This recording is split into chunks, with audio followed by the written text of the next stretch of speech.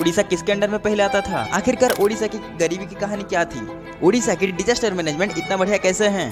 उड़ीसा और हॉकी का क्या लेना देना? आखिरकार उड़ीसा इतनी ग्रोथ कैसे कर गई?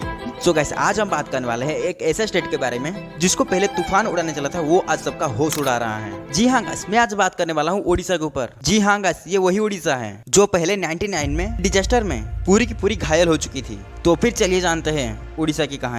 History of the Orissa. East side of the India 1803 Maratha war के बाद ईस्ट इंडिया कंपनी ने अपने कंट्रोल में ले लिया था और बाद में यही east side of the India 1859 में ब्रिटिश के अंडर आ गया था।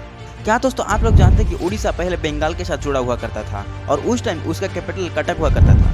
बट 1912 के बाद से जब अंग्रेजों ने बंगाल का विभाजन किया था, उस टाइम 3 नया स्टेट निकला था। पहला था उड़ीसा, दूसरा था बंगाल और तीसरा था बिहार। और उसके बाद से उड़ीसा का एक नया कैपिटल बना जो था भुवनेश्वर।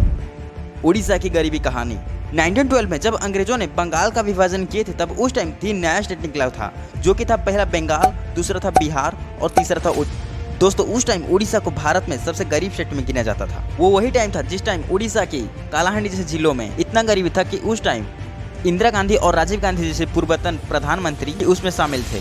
और उस टाइम यही गरीबी को देखते हुए इंदिरा गांधी ने अपना पॉपुलर नारा दिया था जो कि था गरीबी हटाओ और देश बचाओ। और यही सब चीज देखते हुए उड़ीसा को डिजास्टर भी नहीं छोड़ रहा था। उड़ीसा में हर साल 1 से लेकर 2 बार साइक्लोन आता ही आता था। बट 29 अक्टूबर 1999 में इतना बड़ा साइक्लोन आया था जो कि पूरी की पूरी साइक्लोन से घिरी हुई थी और उसी साइक्लोन में 10,000 से भी ज्यादा लोगों ने अपने जान गंवाई थी और 16 लाख घर बर्बाद भी हो गया था। टोटल इकोनॉमिक लॉस 20,000 से करोड़ से भी ज्यादा था। यही सब चीज को देखते हुए उस टाइम उड़ीसा के सीएम गिरिधर गवांग ने अपने पद से रिजाइन दे दिए थे और शायद यही उड़ीसा की अंतिम दुख भरी कहानी थी। और उसके बाद उड़ीसा ने कभी पीछे मुड़कर नहीं देखा। तो उड़ीसा एक नया कहानी बनाने after 1990 story of the Orissa. 1990 के बाद 2000 ईयर में उड़ीसा में नया चुनाव हुआ था और नया सरकार भी आई थी। उस टाइम नया सीएम बने थे बिजू पटनायक का बेटा नवीन पटनायक। और उस टाइम ये नवीन सरकार ने 1919 का डिजास्टर मैनेजमेंट को देखते हुए डिजास्टर मैनेजमेंट स्ट्रेटेजी को ही बदल दिए थे। और उसके बाद नवीन सरकार ने उड़ीसा डिजास्टर मैनेजमेंट को 3 स्टेप में डिवाइड किए थे। पहला था प्रिपरेशन, दूसरा था एक्शन और तीसरा था प्रॉम्प्ट रिएक्शन। प्रिपरेशन, साइक्लोन आने से 1 हफ्ते से पहले से ही टेक्नोलॉजी के जरिए पता लगाया जाता था कहां पर ज्यादा साइक्लोन का प्रभाव पड़ने वाला है। दूसरा एक्शन, अफेक्टेड एरिया लोगों को इवैक्यूएट किया जाता था और सेफ एरिया को रिलोकेट किया जाता था। तीसरा प्रॉम्प्ट रिएक्शन, जब साइक्लोन आता है तब पीएम नवीन पटनायक डिजास्टर मॉनिटर करते हैं, अफेक्टेड एरिया को मदद पहुंचाते हैं। और आज के डेट में यही डिजास्टर मैनेजमेंट का चर्चा पूरा दुनिया भर में हो रहा है। और उसके बाद से डिजास्टर मैनेजमेंट ऐसा चेंज किया गया है जहां पर 2019 में 10,000 लोग मारे गए थे, वहां पर अभी के टाइम में 0 कैजुअलिटी है। यही 10,000 से लेकर 0 कैजुअलिटी के सफर को प्रॉब्लम सॉल्विंग यही रेवोल्यूशन बोला जाता है।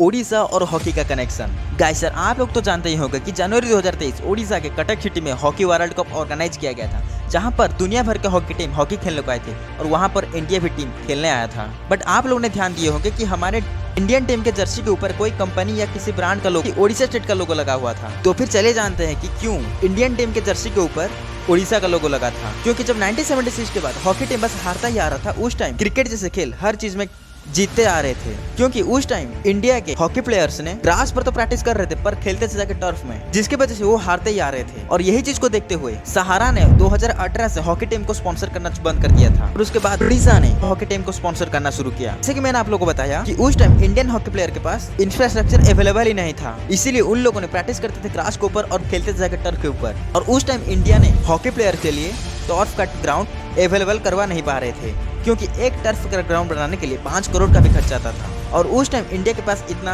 अमाउंट अवेलेबल ही नहीं था। और इसको देखते हुए जब उड़ीसा ने हॉकी टीम को स्पॉन्सर किया था, तब उड़ीसा ने भुवनेश्वर और कटक जैसे शहरों में टर्फ ग्राउंड का अवेलेबल करवाया था। और आज के डेट में उड़ीसा एक ऐसा स्टेट बन गया है जहां पर पहले खाने को पैसा नहीं मिलता था, वहां पर आज यही स्टेट हॉकी टीम को स्पॉन्सर कर रहा है।